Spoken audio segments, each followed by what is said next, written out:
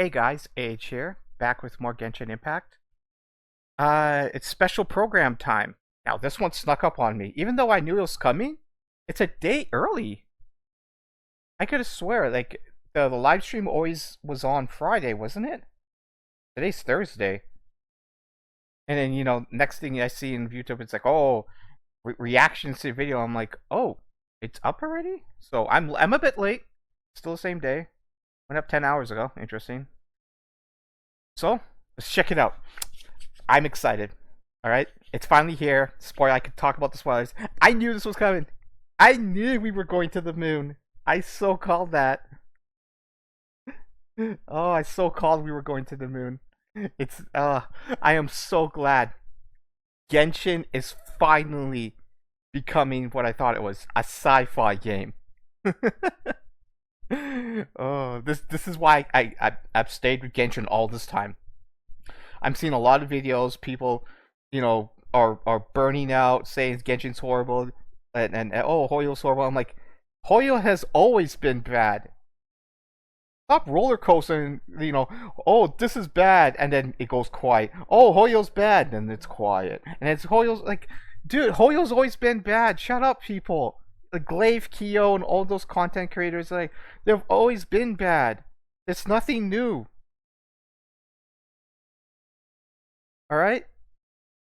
I keep telling people, it's a horrible company. Take what you take what you can get from them, and leave all the whale shit and the money on the other side. I say this is I thought about this. When I had a job, when I was going to security night shift, the only place open was a casino, and I always had to walk by it. Check this out. They had a deal where if you bought from their pub, you would get a token, and you cash this token in for a free spin at their slot machine. And the cool thing was, it was like their pub was like 50% off.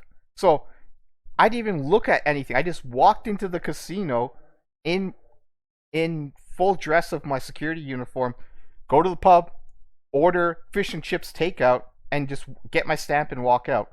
And then every couple weeks, I cash it in, a couple free spins, win 10 cents, and then leave. Take what you could get. Like, they're a horrible place. I know it's a horrible place. Casinos are there to take your money. You have to look at Hoyo like that. They're not your friend. They're there to take your money, and everything they do is designed against you. They're there to drain money. So is Hoyo. Their business. Okay? The Westerners, the reason why they're so upset with this is because they grew up with the customer matters, value matters, alright? The businesses should be competitive and trying to grab new customers with deals and things like that. The problem with the Asian culture is that they grew up with this. They were indoctrinated since they were children. The gotcha industry. They don't see anything wrong. They're a lost cause. And the good thing is, Hoyo doesn't need the Western whales to support them. If, like, all the asshole whalers like Doro44 and Duck TV, those are the big whalers that I know of. But if all the whalers stop actually contributing to the problem by giving Hoyo money, the Asian culture can totally support Genshin alone. And it's just bad market. Anyways, that's how. So I had some people ask, like, how can you keep playing this game and it's so horrible? Like, yeah, it's a horrible game. So I take advantage of them. I get what I want, and I walk past all their temptations and shit like that because I have willpower and stuff like that. Like, I really wanted Nicole, but I said if I want Sandrone, I have to sacrifice Nicole. Getting Nicole. Simple. Anyways, let's do this. Can't wait. Finally, a sci-fi expansion.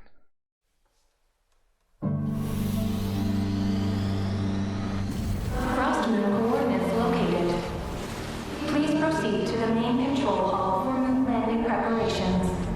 my god, I had this big smile on my face. I'm like, oh my god, the AI announcement on the side. Like, I love that. In like Dead Space and stuff like that. When I hear like sci-fi, the announcer.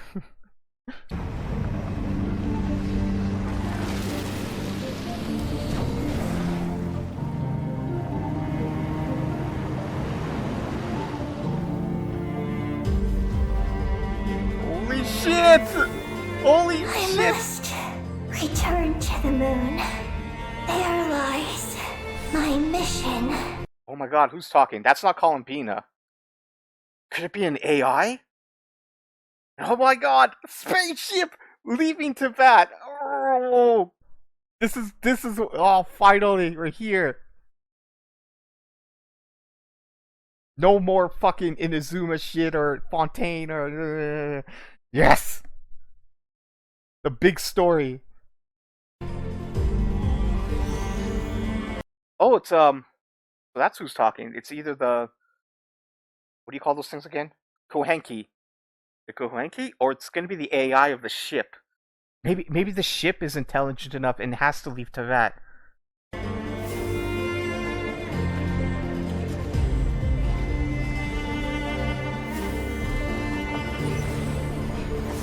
Oh my god, hyperdrive! Wait, did the traveler just leave? Did the traveler just leave Tibet?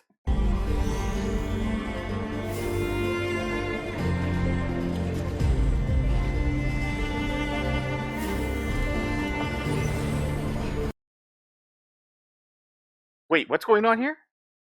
Oh, that's right. Okay. No, it left the moon and it's now going back to Tibet? Okay, it's not hyperdrive, alright? Hyperdrive is to go between solar systems. Traveling between solar systems, you would use sublight speed. After the Pioneer landed, he began to explore the moon and circumlunar zone.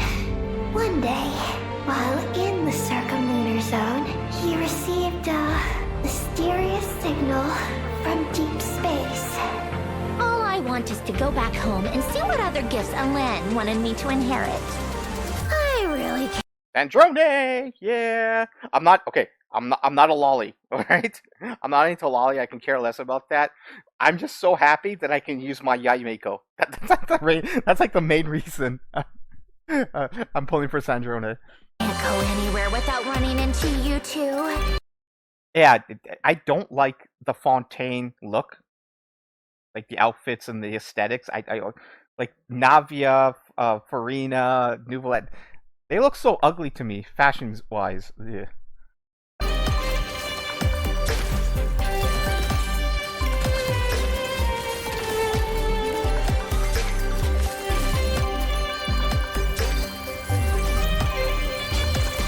Yeah, see, you see this? I love this. All right, I love like this aesthetic of like having things in the background, doing like blasting the enemy and or swords. Imagine floating swords and they all launch at the enemy. I like that shit, man.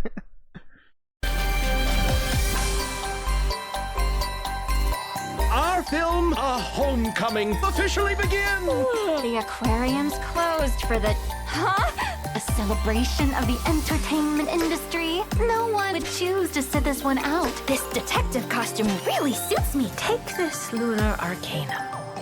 Does that count as a prophecy? The reversed moon.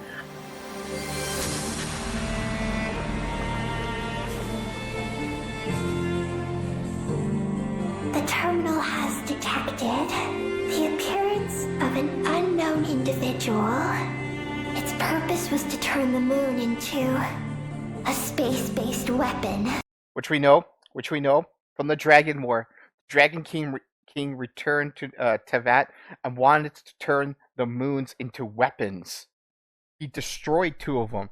So of course, the Frost Moon would have implementations for weapon-based combat. My question, oh my god, could the moon actually move itself out of orbit? Are there like giant thrusters sticking out of them? Like, oh my god, can it maneuver? truth at the moon's core. As for this place, it is the masterpiece of that Dragon Lord of Darkness. She is the key to activating Project Moongazer. Don't go, Columbina. We knew what this order would cost from the beginning.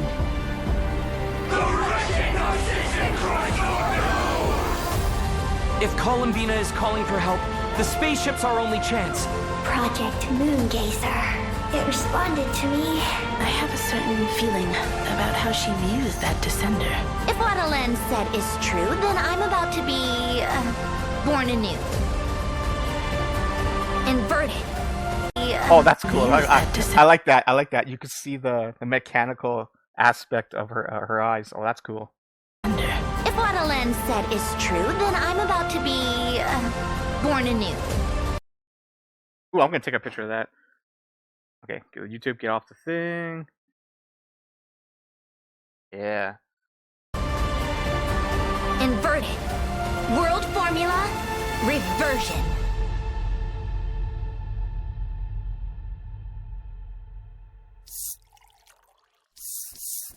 Hello, travelers! I'm Zach Okay, if you haven't noticed, I love sci-fi. Woo! Aguilar, the voice of the male traveler, Ether. And hosting with me today, we have...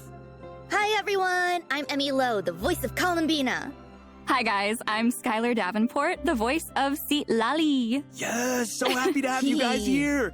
And to all our travelers out there, welcome to the version Luna 8 special program, Sunny Summer Fontanalia. Fontanalia? Wait, isn't that the name of a festival?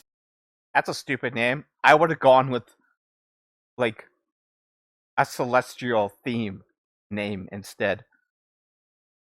In Fontaine? Like, Luna Stars or something like that.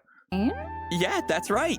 Travelers might remember it from version 4.3, the one where we shot that film with all our friends and... Okay, just to let you know, that's when I got burnt out, at the start of Fontaine. So, all 4X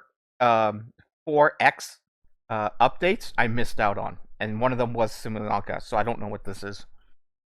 Made all those fun memories. Yep, and the fun continues in this version because, in addition to our friends from Fontaine, a special guest is also going to be at this year's Fontanalia Film Festival. Ah, you mean Columbina, right? That's right! After things settled down in Nod Cry, she wanted to expand her horizons a bit. And with the festival going on, Nefer recommended a trip to Fontaine. Oh, is that the only reason, though? Maybe. I mean, Fontaine is also Sandrone's homeland, isn't it? True. But no one knows what happened to her after that battle in Nod Cry against the Torre. This is... Yes, we do. Her body was sent back to Fontaine for study. Suspense is killing me. Then maybe you'll be happy to hear that the wait is over. Once travelers head to Fontaine, an unexpected reunion with this old friend isn't too far off. A self-introduction? Very well. For the sake of etiquette, I'll humor you just this once. Behold, before you stands Marionette, 7th of the Fatui Harbingers. Hi, everyone! Aw, damn. I thought she was gonna do like the same thing when you enter Nod Cry. It's like where she went all prim and proper and it's like, welcome to Nod Cry. The dominion of the Fatui. It's like, don't shit with me. It's like, I thought she was gonna do something like that. I'm Deneen Mulledy, the voice of Sandrone. The wait is over. I'm just so happy she's back. That was awesome. Welcome! Yay, thank you. Welcome back, Sandrone. Oh, thanks. Oh, wait. Should I give a more Sandrone-like answer? Like, Sandrone. So Sandrone. It was so surreal seeing Sandrone in that version trailer. It's been too long. I know, personality-wise, it doesn't seem like she's changed much. Still the grumpy Sandrone we all know and love. True, but I feel like travelers have got to be wondering how she came back to life. I know I am. Yeah, does it have something to do with the final gift we heard about in her animated short? Well, Alen did leave behind a gift for her, but she actually never knew anything about it.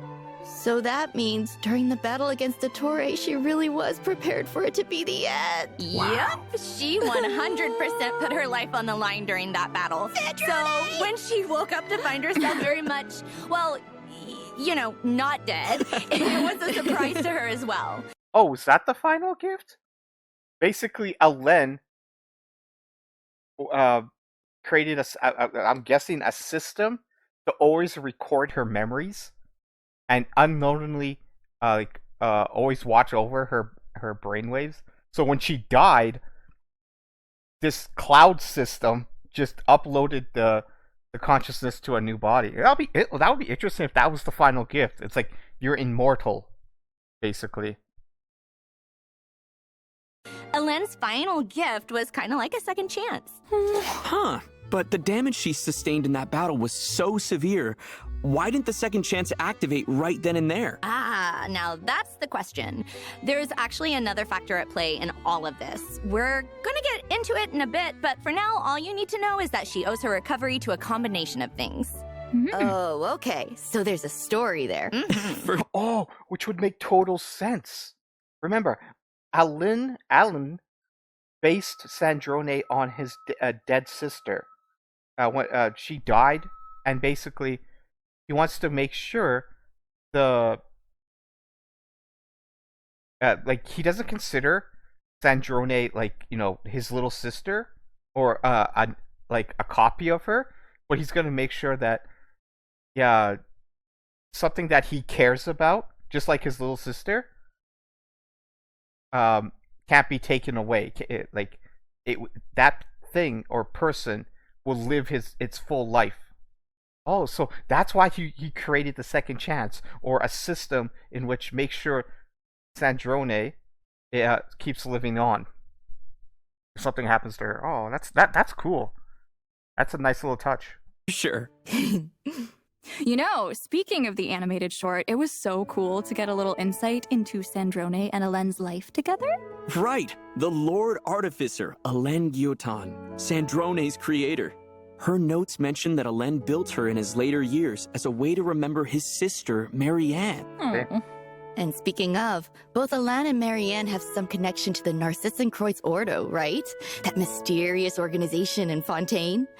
I can't even pronounce that, and I'm sorry, I never paid attention to the whole story. Like I said, there are 3 versions of Marianne, and it pissed me off. Ugh, that just pissed me off. It was too complicated, too weird, too many things to keep track of. Yeah, that's right. In certain quests, See? The one on the left is Alan, his little sister, and then the one in the middle is called Marianne. And then the guy on the center right, I don't remember, he turned into, the Abyss Order? I remember fighting, a giant Abyss Order monster, and I think it was, him. He tried to find whatever answer through the Abyss Order, and then the boy on the far right turned into a monster. All of them, I don't know, they were trying to answer some type of question? How do you save the world or something like that? And all of them, Alan wanted to save the world through machines, And one of them went through the Abyss, and the one on the right through alchemy and transformed his body into a giant monster. This is so fucking complicated. And I forget who the woman in the middle is. It's it's Marianne. I didn't care anymore. even see a photo from when the 2 of them were kids. Aww. Then, in his later years, Alen had Sandrone by his side. They were family, and the days they spent together were quiet and peaceful. So nice. Yeah. Wow. No wonder remembering Alen's funeral made Sandrone so upset in that animated short. Yeah. Columbina definitely tried to cheer her up, but her methods are always a bit, unconventional. Well, it's also interesting that, like I said, Sandrone sleeps. Doesn't recharge herself or anything or shut herself off like Enefa. She's way more advanced than Enefa. I mean, she drinks tea, and I was thinking, I'm like, wait, she drinks tea and she has desserts and eats. I'm like, she's not an android. She's a synthetic. Like, she has to have a stomach and digestive system and all that. I'm like, oh damn, she's really advanced. So I'm like, holy. And then he got me to thinking like the biomechanical version. I'm like, what does her body look like inside? I'm like, she has to be a synthetic being, like synthetic organs, synthetic heart, synthetic digestive system. I'm like, oh my god, how far did Elaine go?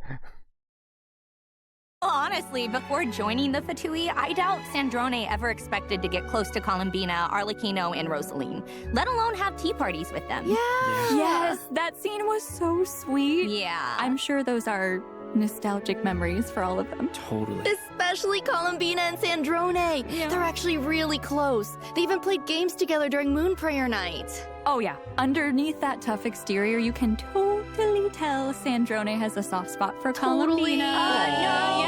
No, it's more like Columbina wore her down over time. Same thing. Well, but of course, she was part of the Columbina rescue plan. Part of it, her formula is the whole reason we were able to bring Columbina back. Yeah, the way she faced Ettore head on just to give us the chance to complete it. It was heart-wrenching. I know. She put herself in danger and ultimately sacrificed everything to save her friend. That really says a lot. Yeah, which is why Oh god, everything's like piecing together now. I just realized something. So Alin, like I said, he lost his little sister. He built Sandrone and built a system to make sure she is immortal. Even if she dies, her mind gets uploaded into a new body. Sandrone, on the other side, lost Alan, someone she cared deeply for, her father figure. And so she sees Columbina as her sister, as a family member. So she sacrificed herself. She doesn't want to lose someone else like how she lost Alan. So that's why she sacrificed herself to bring Columbina back. Huh. it was even harder for Columbina to accept that she was gone. Well, honestly, that was also emotional. But the good news is, she's back now! Yay! Wait, speaking of, I noticed she has a new mechanism by her side too. Ah, yes. The Facilitatrice Automatisée Généraliste Interactive et Omnitask. I really hope they do touch on why she decided to go with the new robot, because in all compasses, they could have done Polonia. Like I said, they could have just said that he was so heavily damaged, she, after waking up, repaired Polonia to a point of usability. As in, he won't have his original body, but he could still be around her. Like, have a torso, an arm, and the iconic Polonia head, which is his head with the top hat. And he would be, like, behind her. You know, like, doing things with his arms, and just like how this robot shoots the lasers from its hands, Polonia could have done that. And Hoyo, like, I hope like someone big content creator takes this idea. I take it, all right. Tell Hoyo to come out with a 5-star skin that changes the robot into Polonia. And like I said, they can do it. They could just say and just come up with it. Like, yeah, he was so badly damaged that he had to get a smaller, more frail chassis. That's it. Simple. It still works with the lore, and they would make so much money off that skin, since everyone made such a big deal out of like the robot not being Polonia. Wow, good job. Yes! Well, pardon my French. Also known as Faggio. That's a dumb. I really wish they came up with a better acronym. Faggio. Like it would have been better if they like Maya or like, you know, a female name, because it's a female robot. Ow, a new helper. Oh, she looks super cool. Hold on, I don't think we've seen Polonia yet, though. Right, Polonia was really put through the ringer in Nod Cry and sustained a lot of damage during the battle against Ettore. I'm starting to get worried. I know. But unfortunately, that's something travelers are going to have to wait to uncover in-game. Oh, in game, so they are going to cover it. I really hope it's not a throwaway line, honestly. Just like, yeah, Polonia was damaged. Done. That's it. Well, just based on the name alone, Fagio seems pretty impressive. Oh, Yeah. for sure. Basically, she's an all-purpose automaton. From everyday chores to intense combat encounters, she can do it all. Wow. Oh, even if her name is kind of a mouthful. You know, from the land of the Oratrice Mécanique d'Analyse Cardinal. I don't know how anyone could pronounce it. I still can't pronounce that. Oriatrice Macadis Danalis Cardinali. I can't pronounce it. I always was horrible with like accents and other languages. Which is sad. Like I really wanted to learn Japanese and not French, but Spanish and all those like really exotic ones, but my brain just can't handle the information. Like when I tried to learn Japanese, it's like yeah, you know the A, it now sounds like I. I'm like what? And my brain couldn't comprehend that. It's like oh. I'd expect nothing less. Sandrone's eyes kind of look different too. It looks like there are little gears inside of them. Yeah, and I see some new gems and accessories on her skirt. Very fancy. Right? There are a lot of little added details. But wait, doesn't Sandrone's vision look a little different than other characters? Huh, you're right. It's star-shaped. Ah, yes.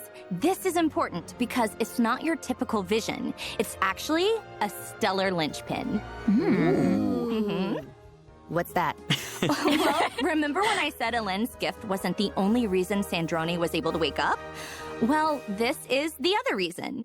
Stellar linchpins are extremely rare, and according to Fatui research, they have some connection to the third descender. Oh, that's a nice bit of lore.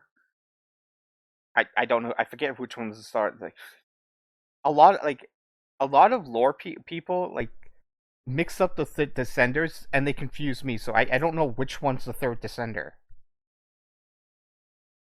Like some people consider the Dragon King one of the descenders. So I'm like, how can he be a descender?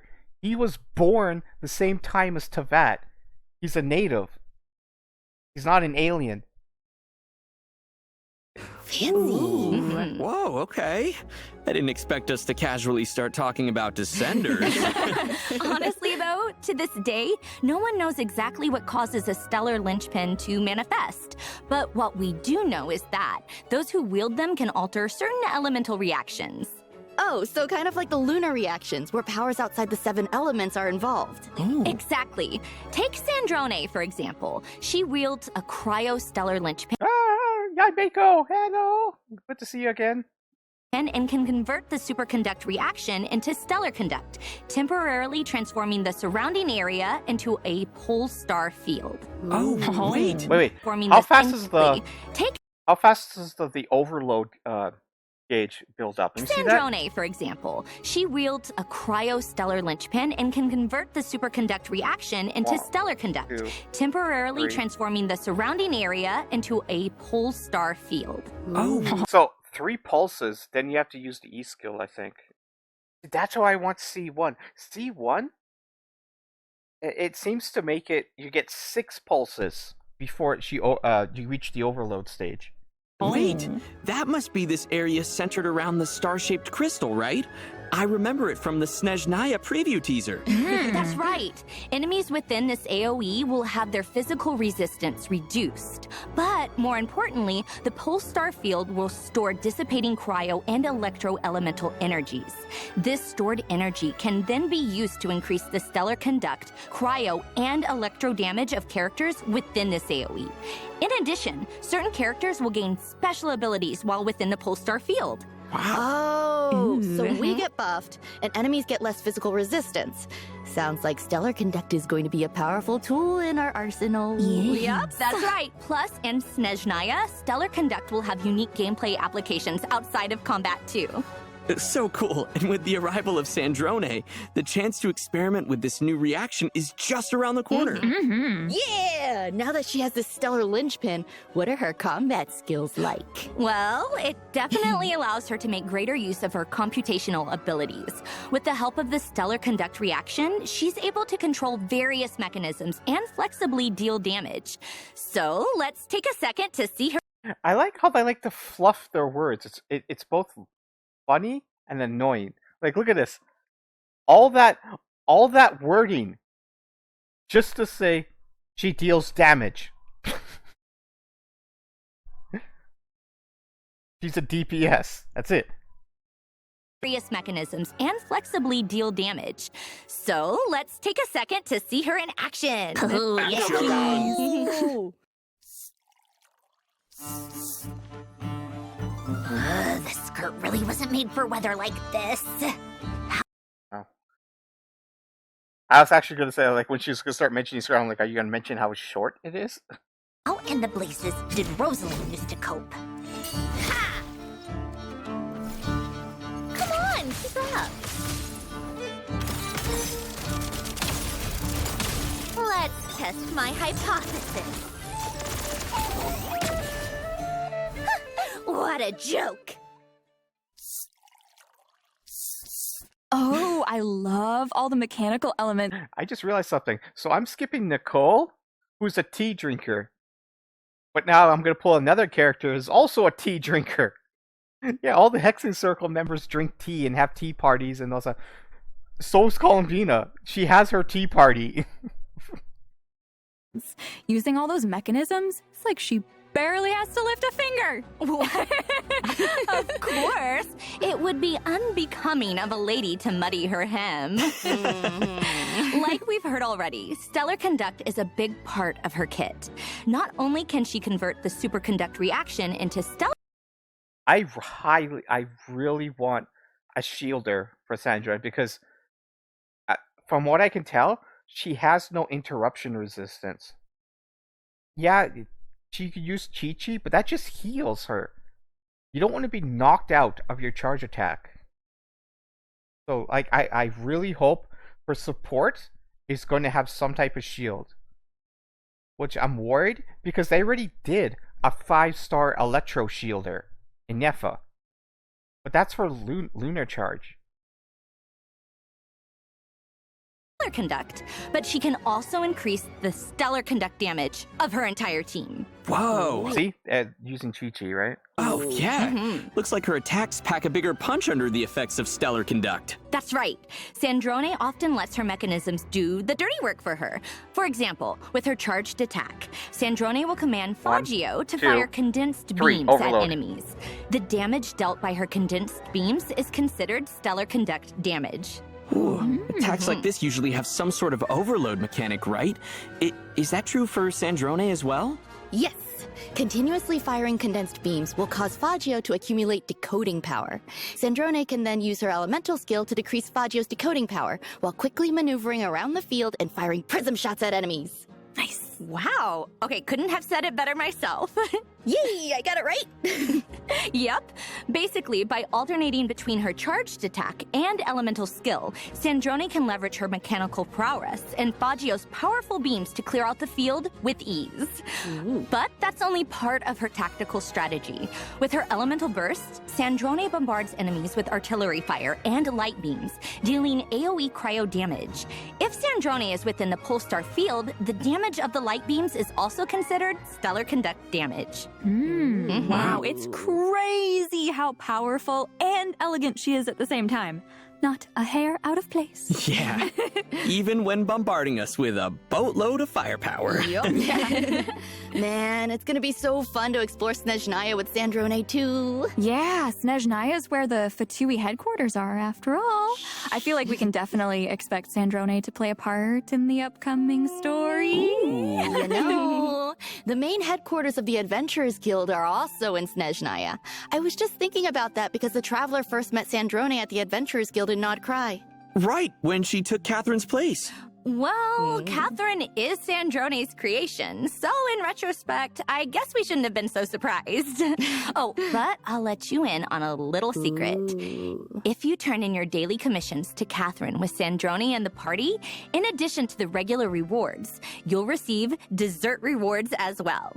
Dessert! Guess Sandrone still loves a good tea party. Well, of course. I don't get it. They implemented this cooking system. I have a bunch of food. And I actually go out of my way to cook attack food, defense food that increases your shield strength, defense food that increases your HP, potions that increase your elemental damage by 20%. I went out of my way to gather all these resources. Why don't you let me use them and reward people for doing that, for engaging in a system mechanic? But in all endgame modes, you can't use food. And there is really no reason to use them in the overworld.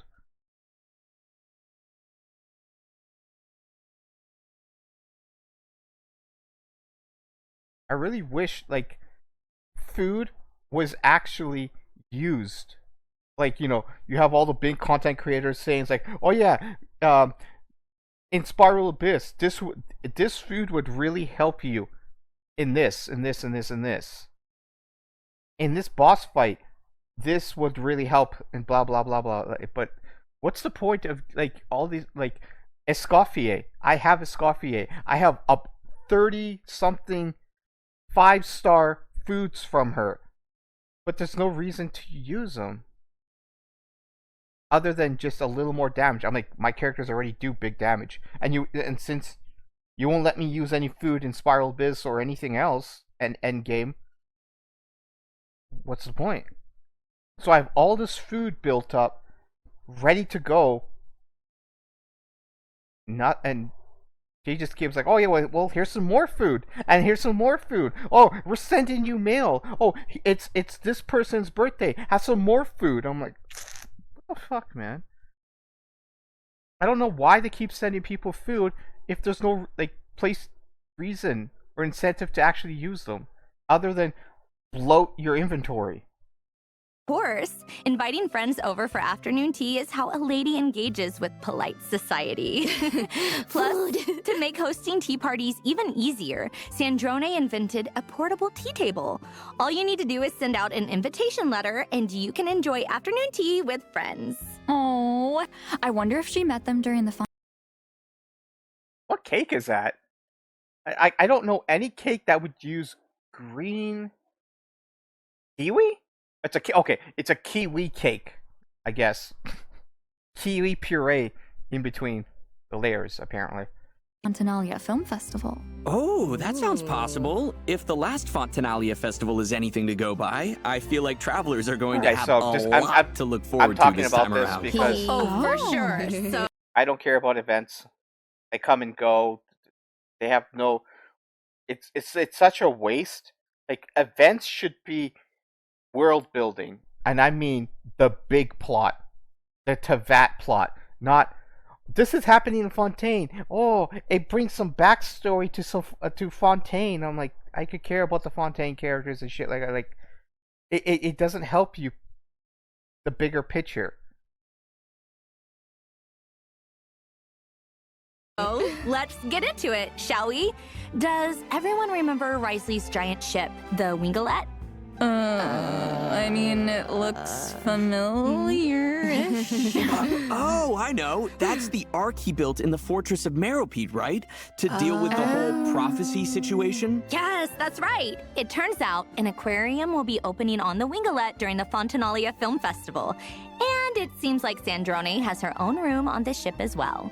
Wait, and are those two things related? Sandrone being on the ship and the aquarium?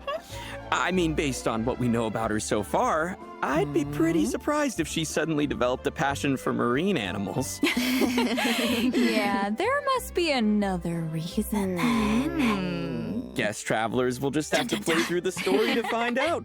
Well, Sandrone's activities might be a mystery, But Columbina's aboard the ship for a much more straightforward reason.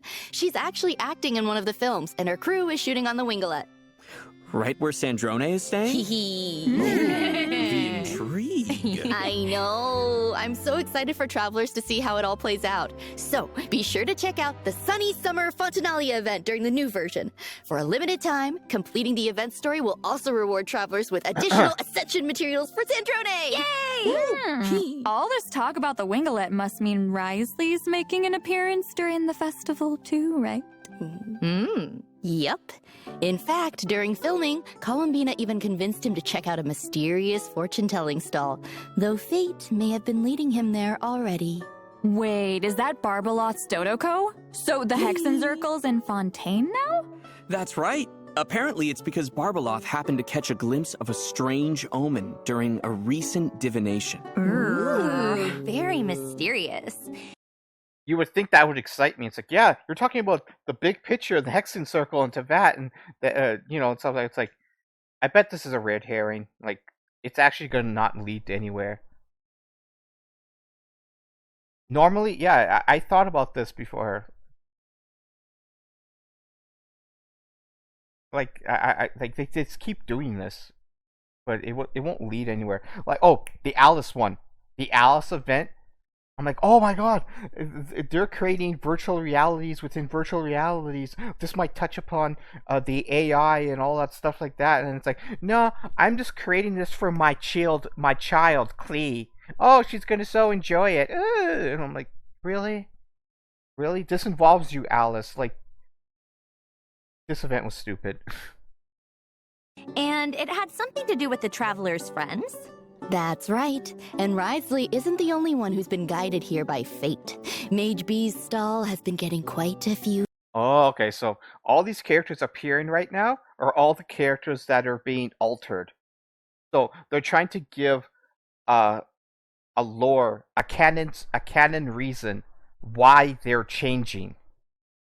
They're now interacting with the Hexen Circle, and the new mechanics for these old characters are going to be like the witches something, just like how they did with the previous setup for like Varka and Albedo, and it was called the witches homework, right?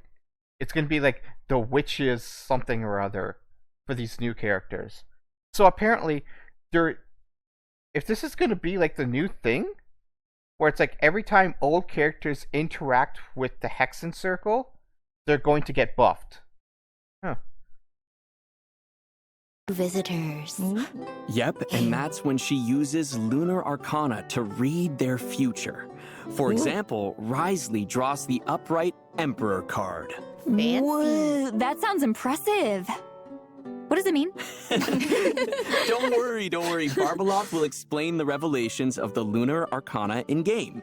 In addition to her insights, each character that visits her stall will also receive a tangible boost to their abilities. Witch's Revelation. See? Told ya. So the Witch's Homework, now it's the Witch's Revelation. So if this is the second time they're involving the Hexen Circle on old characters, so they're going to do one for Leeway characters and all that. Including ones relating to the stellar conduct reaction. For example, after Risley's revelation is unveiled, whenever he's within the Polestar field generated by the stellar conduct reaction, he'll be able to restore HP more frequently with his charged attacks, allowing him to unleash more enhanced normal attacks. Yae Miko's Sessho Sakuras are also getting enhanced. Not only will their duration be extended, but they won't be destroyed after she casts her elemental burst. Plus, when Yae Miko is within a Polestar field, the lightning strikes from her Sessho Sakura will be able to deal additional damage, and that damage is considered stellar conduct damage.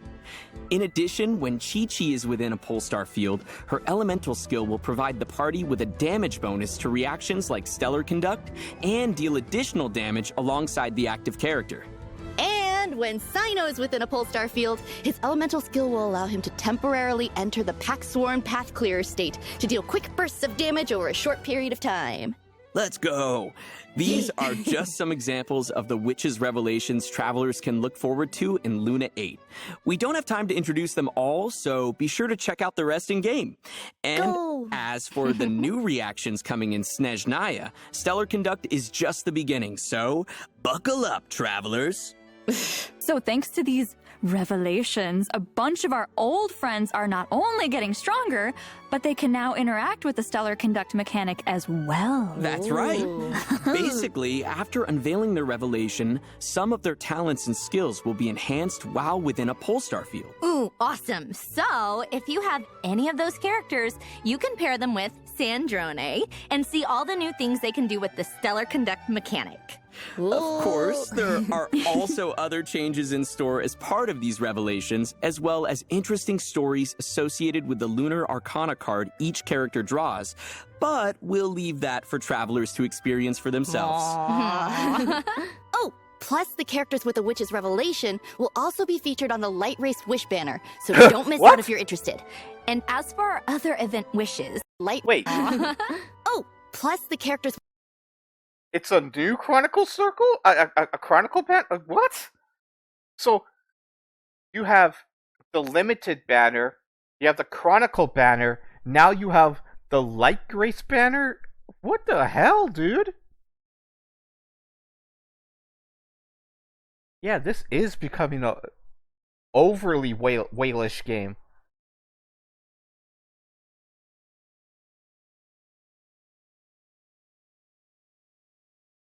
Like, these characters are so old.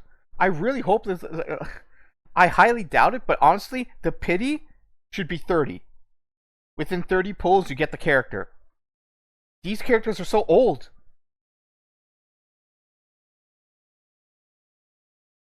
With the Witch's Revelation will also be featured on the Light Race Wish banner, so don't miss out if you're interested. And as for our other event wishes, in the first half of Luna 8, travelers can look forward to event wishes for Sandrone and Seatlolly. A new 5-star Claymore, a teaspoon of transit. I kind of wish the weapon looked more technical, more, techy. Just like girlish, part-looking.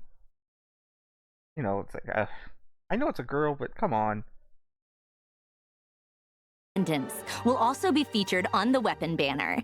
And in the second half of Luna 8, we'll have returning event wishes for Columbina and the Raiden Shogun. Yay, rerun! Please note that Raiden is just as old as Yaimeko and all those other characters that they mentioned, Wisely, Beidou, Chi-Chi, but they didn't do anything for her, for the Stellar Conduct. So it's like, why would you pull Raiden over Yaimeko? Yaimeko actually has mechanics involving stellar reactions. Raiden doesn't. It's just old.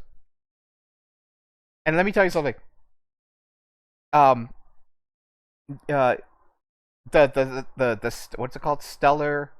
The new stellar conduct reaction. Your damage gets boost for how many times an electro or a cryo hits the enemy. And I'm sorry, this was a perfect time to fix Raiden's E skill. Raiden's E skill hits the enemy hits the enemy every couple seconds, but it's like 3 seconds. It's too long.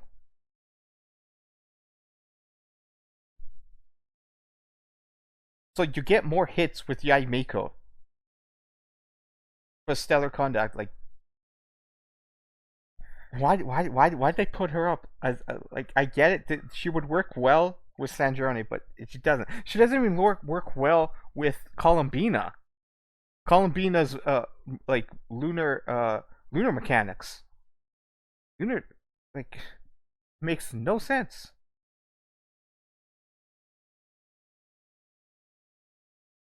Like, why would you use Raiden over Nefa? It's like, yeah, I want to pull Columbina because I need a lunar party. I need to do lunar charge. That's why I would pull an electric gym. It's like, then save your primos and get a Nefa.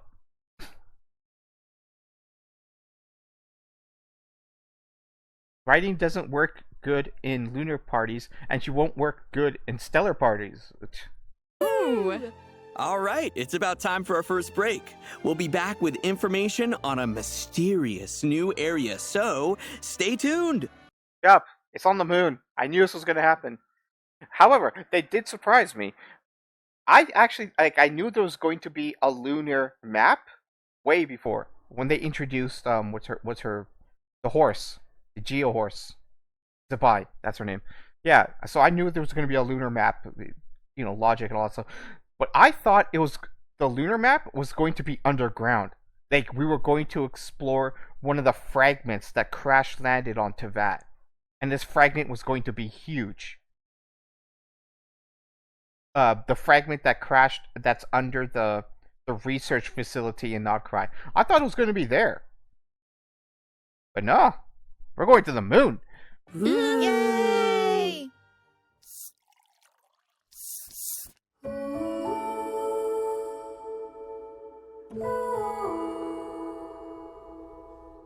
Oh wait, Marionette. I already did Marionette. Wow, I didn't know that. I got an email, and it says, "Oh, check out this news. Blah blah blah blah blah blah. Here are 3 promo codes."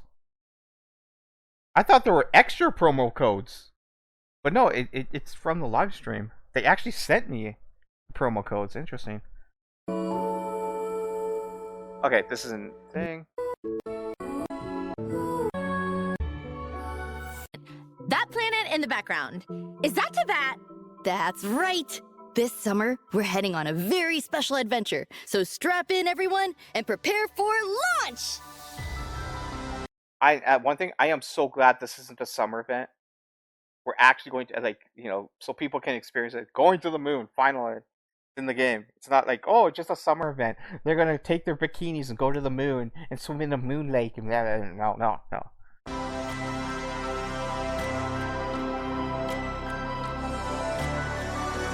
Oh my god, we're actually in outer space? This is incredible! When you mentioned a special adventure, I didn't think it would take us outside of Teyvat. And not just anywhere outside of Teyvat. We're heading to The moon. Dun dun. I just realized something.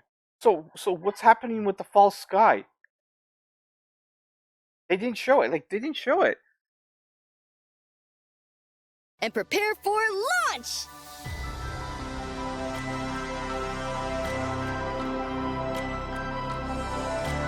Yeah. Hello? False sky.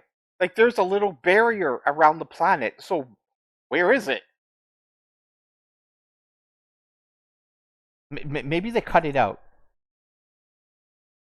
Maybe they cut it out, but I'm pretty sure it's a hole has to appear for us to go through. Or else we'll be crashing through a physical barrier of the planet. Oh my god, we're actually in outer space? This is incredible! When you mentioned a special adventure, I didn't think it would take us outside of Teyvat. And not just anywhere outside of Teyvat. We're heading to The moon. Dun dun dun. Ooh, it looks amazing! Look at those buildings! This place is looking a... This is so crazy. So crazy. I honestly thought it was going to be a small map. This looks huge.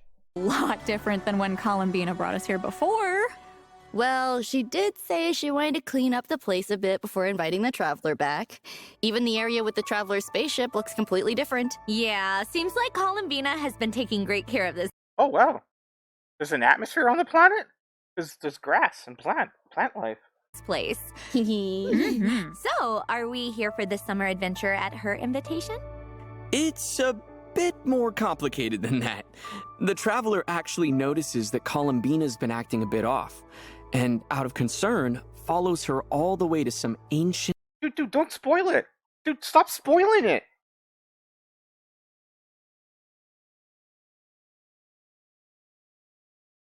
Just generalize it, dude.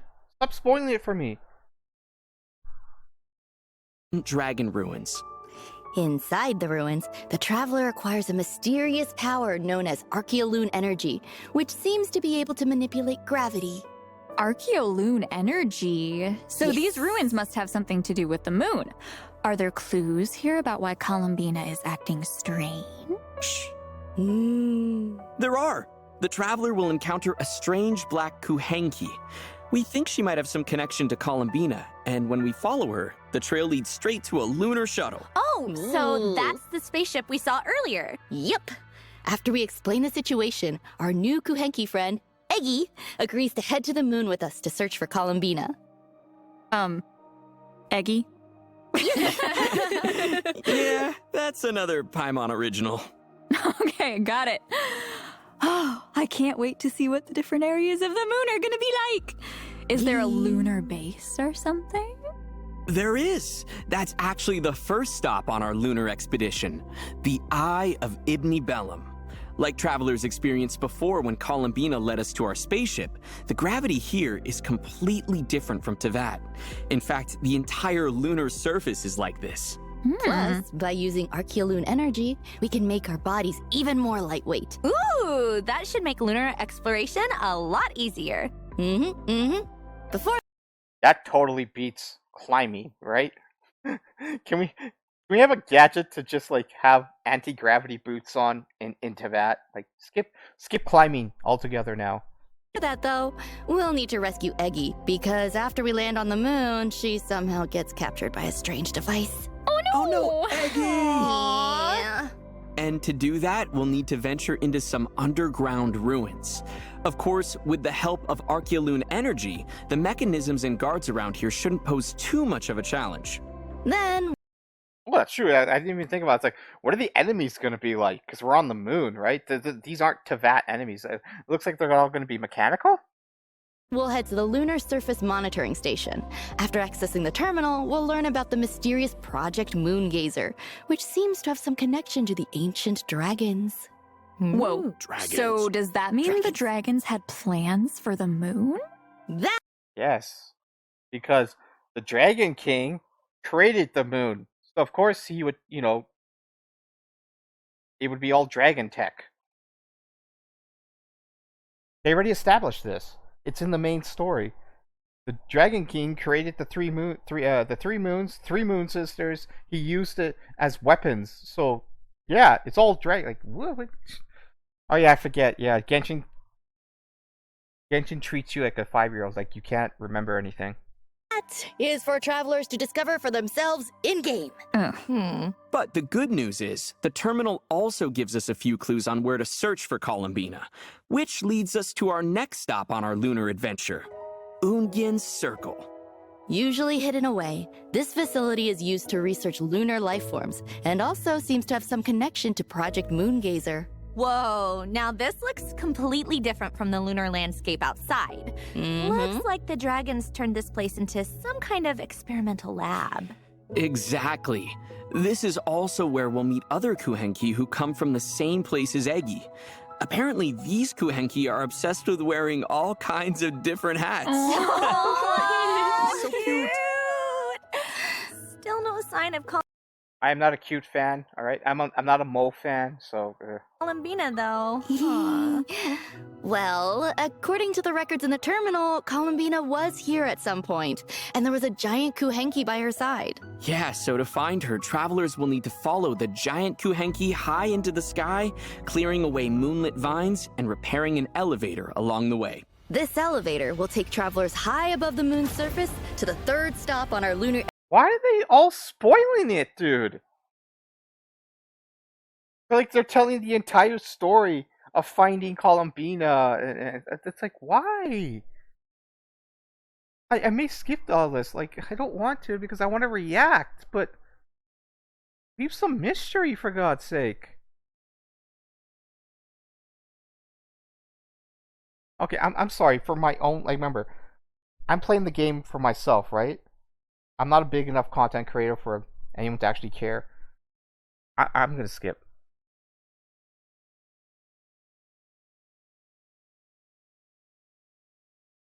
There.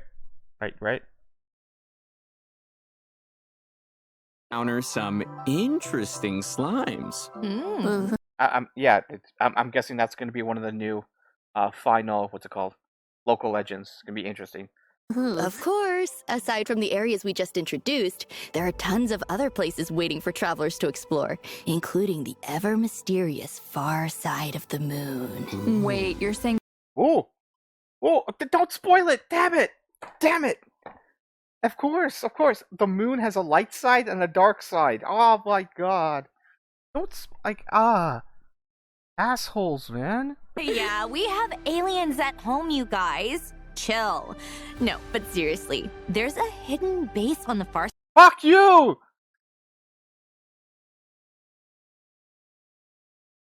Here to check it out for yourself in game.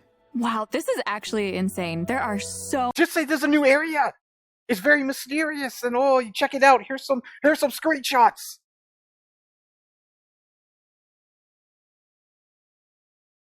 so many cool areas and creatures to check out. I bet travelers can't wait. Yeah, I know, right? Plus, to make lunar exploration a bit easier, the devs have made a few optimizations to the map. After the version update, there will now be an indicator showing which layer of the map you're currently on.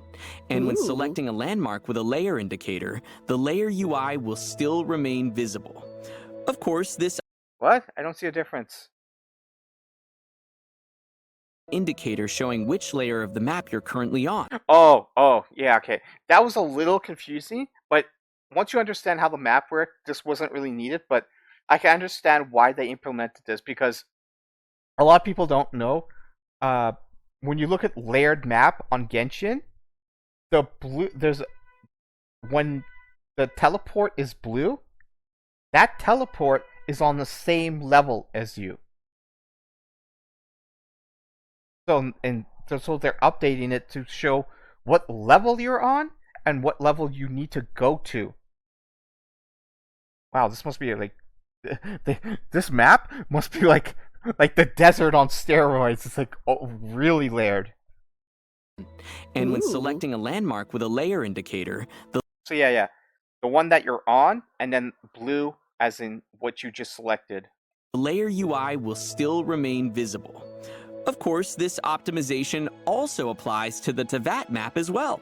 Ooh, plus, the moon area is permanent, so travelers can come back and explore anytime. Ooh, that's awesome. Yeah, who would have thought the Song of the Welkin Moon would actually end with us going to the moon? I know! We're really putting the Luna in Luna 8 this time. Well, I hate to be the one to bring us back down to Earth, but it's time for our next break. We'll be back with exciting information on the Luna 8 event lineup. See you soon! Oh, and I fucking hope to God, this is voiced. The whole search for Columbina is voiced.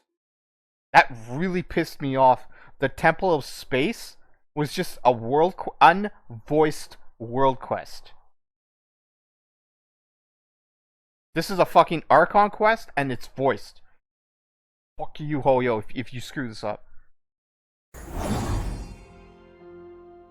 Yeah, to the moon. And the last one is the tea party.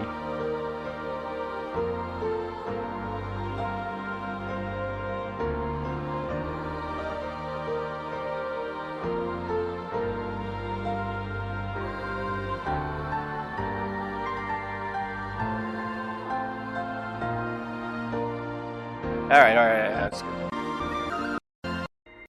Forgot to mention when we were talking about the Fontinalia Festival earlier. Seat Lolly!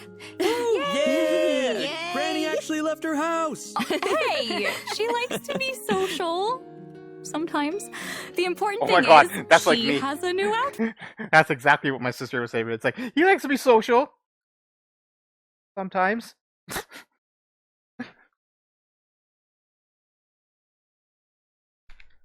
And this, I don't know how I feel about this. I think Satali's outfit is already great on its own. She didn't really need a skin. I always have a thing for girls that wear their coat or whatever they're wearing around their waist. They tie it up. It reminds me of that. Satali reminds me of that. Wow, look at all the bows. And the pigtails! That is so cute! Wait, we just made a big deal about. Yeah, I don't know how I feel about this because it's like, this is her sleepwear. Her pajamas. You know? Like, I don't get anime culture sometimes. It's like, you take it one step too far. With the whole horse girl thing, and Vanessa and stuff, it's like, you really know you should not to like Vanessa. It's way too close to farm animals. You shouldn't humanize farm animals. All right, I could go on about this, how weird it is, but yeah, it's the same thing for us. It's like, you shouldn't bring up what a girl sleeps in, in her bed, blankets and pillows, and turns off the lights. It's like, yeah, the hentai industry is gonna go crazy over this. Like, ugh. Her leaving her house. And the problem, the situation is, I'm coming from a point where I know human beings, every human being on the planet likes to make things better. They like to push the boundaries. Right? Even I do. Like, when I went to a fast food place, I'm like, I'm just gonna get some fries, So I go there and I get some fries, but my brain tells me, so you know what's good for fries? A large fries. Why not add some gravy, man? Some fries and gravy sound good. Yeah. Well, it's gonna be salty. Why not just add a Coke to it? It always wanted to make it better. So you apply that aspect to life. It's like they always want to add more, and you get the weirdos adding more, and they go in the weird, depraved side of it. So this was really unneeded. I mean, they already do bathing suits, right? It's like, oh, it's the summer event. Here's Barbara and here's Jean in their bathing suit. Ooh, fan service. I'm like, and now it's like lingerie. But doesn't it look like she's wearing pajamas? No. Also, that's some elaborate pajamas, man. I've never seen a girl wear something that elaborate.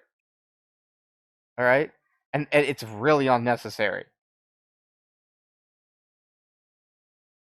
I'll leave it there, but simplicity is very attractive. Just saying. Oh my god, it really does. She even has an eye mask and everything. Hey, Granny was already flustered enough running into the Traveler looking like that.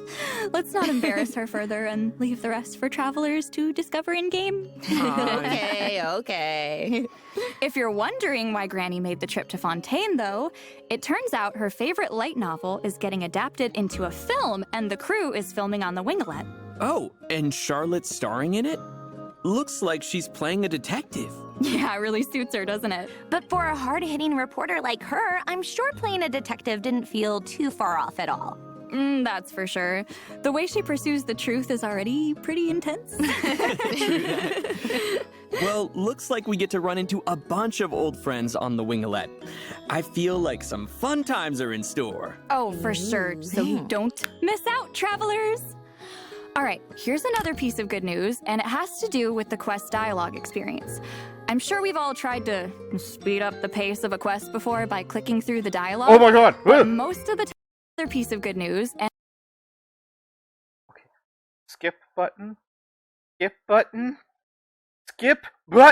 please. They're talking about speeding up the dialogue. And it has to do with the quest dialogue experience. I'm sure we've all tried to speed up the pace of a quest before by clicking through the dialogue. That is an understatement. Oh my god, Hoyo, please don't screw this up. But most of the time, you have to wait for a set transition time to pass or for certain animations to play out before the next line can play. That's true. I've noticed that. Even though I'm hitting A.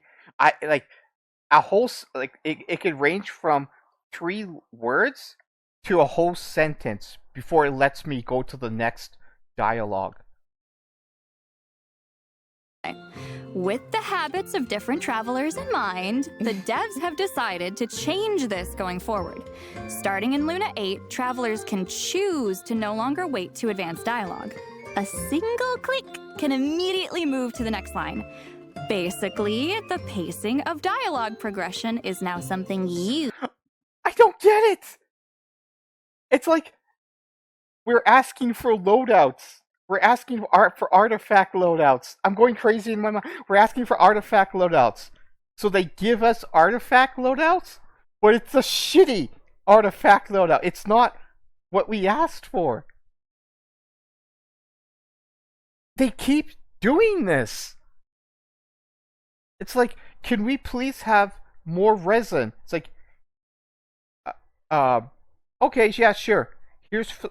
We're raising the cap from 160 to 200. It's like, that's not what we asked for. We asked for like increasing the resin cap or a resin reservoir, an overflow system. It's like yeah, we're addressing the resin situation. Oh, we're addressing the loadout artifact situation. Oh, we're addressing the skip button controversy. And here's our answer. Not to give us a skip button, but you still have to go through all the dialogue, but we made it slightly faster. Hoyo keeps doing it over and over. It's like, why? I think it's on purpose. Like, they're literally trolling the player.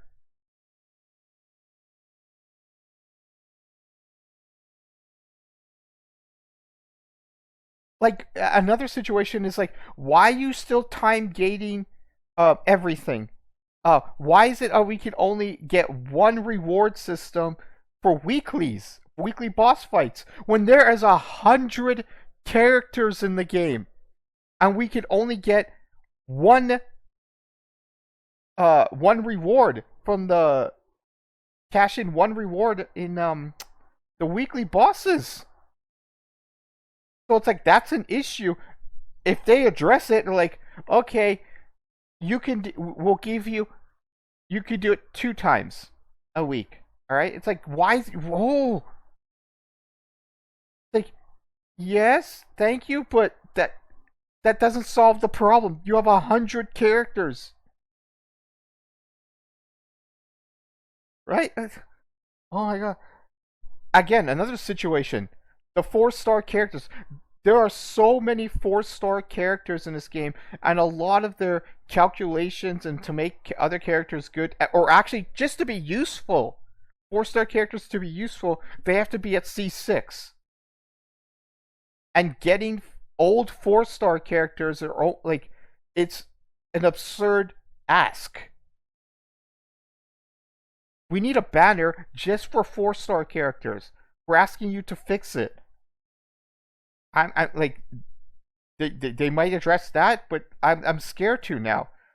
They have this mentality of not even meeting us halfway, even doing a halfway job. They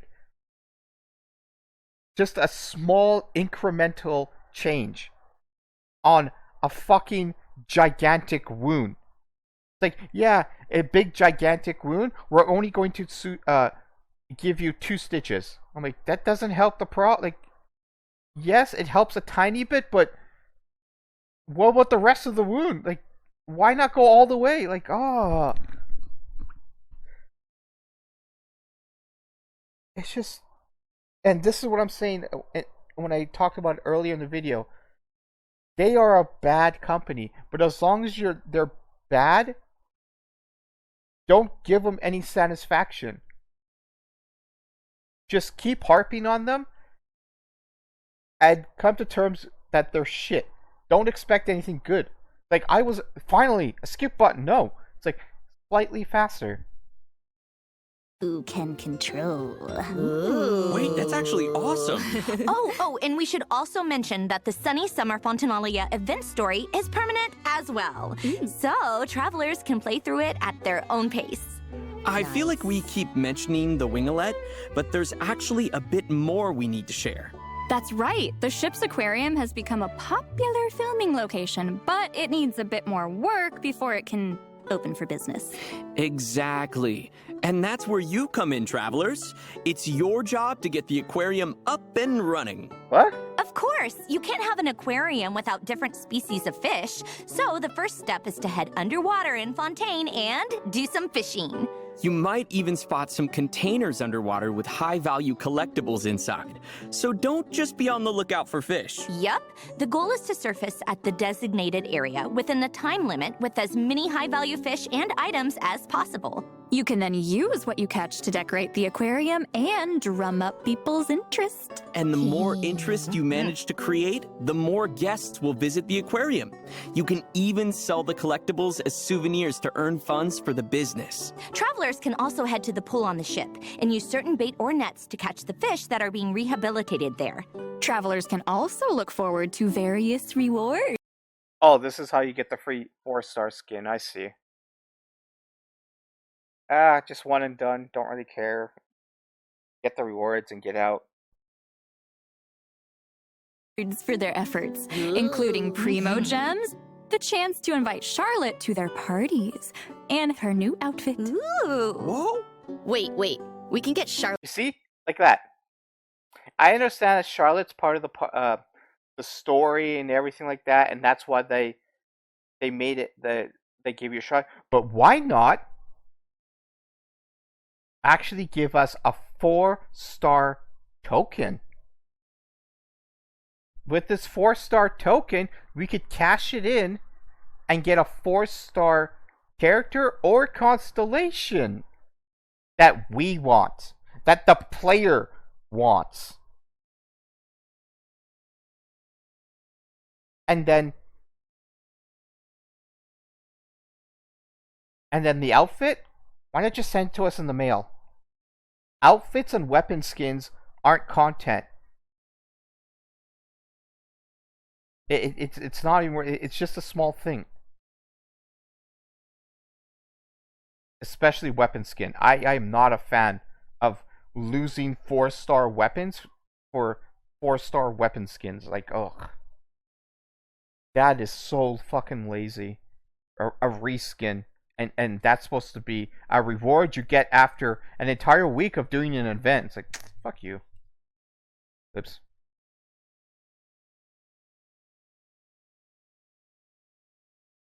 Hell. Charlotte in her outfit at the same time? That's so awesome! Yep. I can't wait! Yep. Wow! So don't miss out, travelers. Elsewhere in Fontaine, guests from all over Tevat have arrived for a joint marksmanship exercise. Oh, looks like we have the Maison Gardiennage, the Flower Feather Clan, and the Knights of Favonius. Wow, seems like one expert marksman after another. Oh, for sure.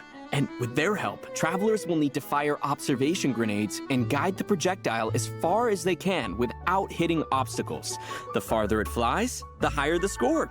Oh, looks like there's some strategic thinking involved. Travelers can also look forward to the return of another dance event over in Natland with Dance Dance Easy Breezy Disco. Ooh, I'm ready to dance. And this time, Mualani has invited even more friends to join. Oh, cool. Mullazines are there this time. And Asha. Yep, just grab a few friends, What? follow the lead dancer the best you can, and have a good time. Oh, the Saurians on the dance floor are so cute. Super cute. There are also a few new additions to repertoire of myriad melodies, including a new Not Cry album. I gave up on this. Like, it is so boring. I had the mentality of just get it done. Yeah, it's gonna be shit. It's gonna be only for 10 minutes. Go through the songs, get the primos, but it's not even worth that anymore. I keep your fucking 60 primos. I'd rather have 10 minutes of watching YouTube or something like that, or doing something even slightly remotely more fun than doing their fucking mini game that shouldn't exist in this game. Fuck it. If I want to play rhythm-based game, I will go play a rhythm-based game on my phone or Guitar Hero or something. Jeez. Where roads are pledged to cross, and a new score theme for Columbina. Yo! The Leyline Overflow event is also returning, so don't miss out on the chance to earn double the experience, materials, and more. Double XP. In addition, new character and action cards are being added to Genius Invocation TCG. Plus, the Forge Realms Temper and Heated Battle Mode are so much wasted development time. TCG, rhythm-based combat game, Sonorite teapot system. Oh my god. also returning, so don't miss out. All right, it's about time for our last break. Don't go anywhere, travelers. We'll see you on the other side. Yeah, tea party time. So we're done, right? The rest of it's just gonna be, Astro Wonderland, right?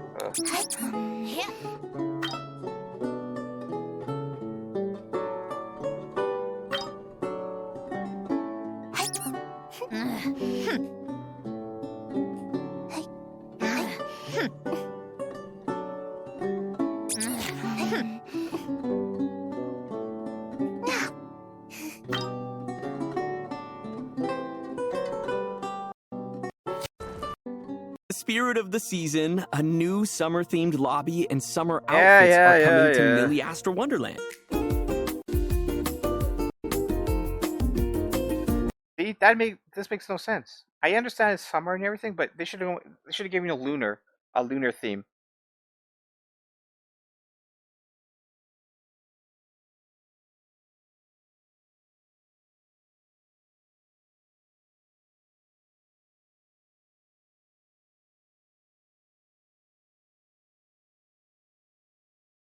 I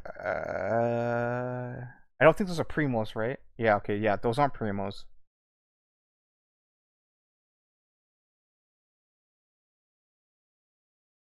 Nothing. Now, let's move on to some out-of-game news. But why tell you about it when I could just show you? Here, let's take a look. I'm just worried I might miss a trailer or something. Like in the last one, there was actually a trailer at the end I missed. Oh, Hoyo Fest! That's the annual event. Exclusive special program. Honestly, this version and I just heard you with, so even if it is and I'm sorry, but it's not in mood, we'll have you. You know what that means, Warner. A chill. Okay. Yeah, you know, I almost feel a chill? Okay.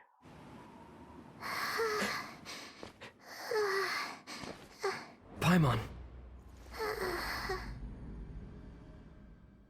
War is coming. This is no time to rest on our laurels. We must remain devoted until our banner flies high and the dust has settled.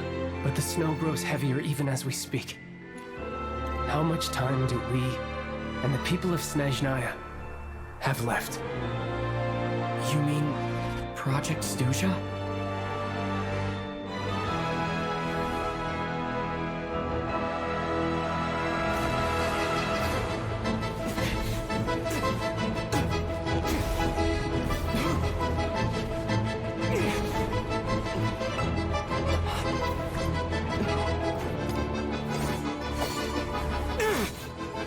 The hell is that?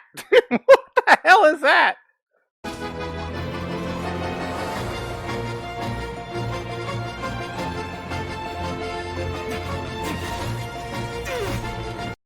It's like he's fighting like mutations of the environment or something, like a bunny with blades, and then a tree net attacks him. Ooh, these are all new enemies, man. Holy cow. How much trust have we lost to this plan already? How's that for a numbers game? Mora isn't water. Sometimes it can flow in unnatural directions. Where am I?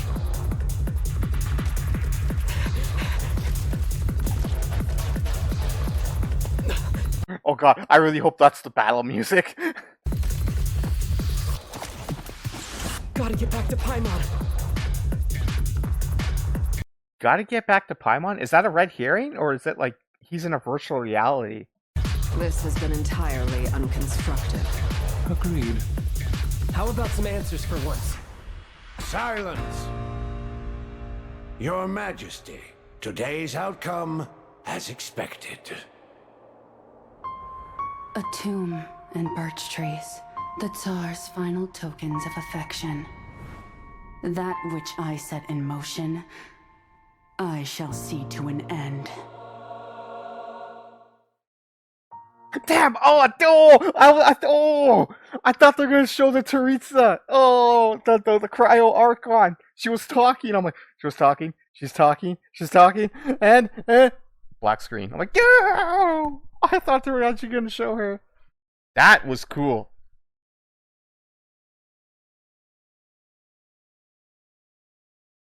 Yeah, it's like he's running around with like a virtual reality or something. What is this? And then yeah, fighting a like, what is that? Like, that makes no sense to me. A cleaver and swords on his legs. How is he not cutting himself? Stuja, Project Stuja, it has to do with the locomotive or something. I don't know. And then this.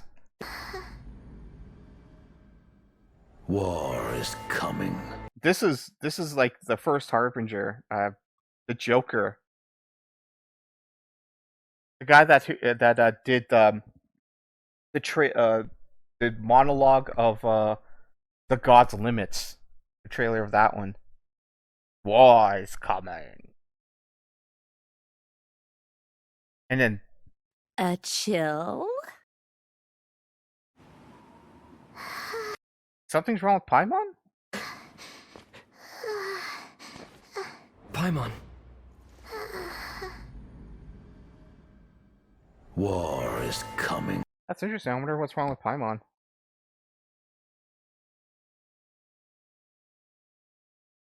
Maybe something in Chesnaya. Maybe something this plan Chesnusa, the plan that they're doing, or the Teritsa's doing something that's affecting Tevat, and it's actually coming down to Paimon, because I think Paimon is somehow connected to the Heavenly Principles, and the Teritsa I think hates the Heavenly Principles.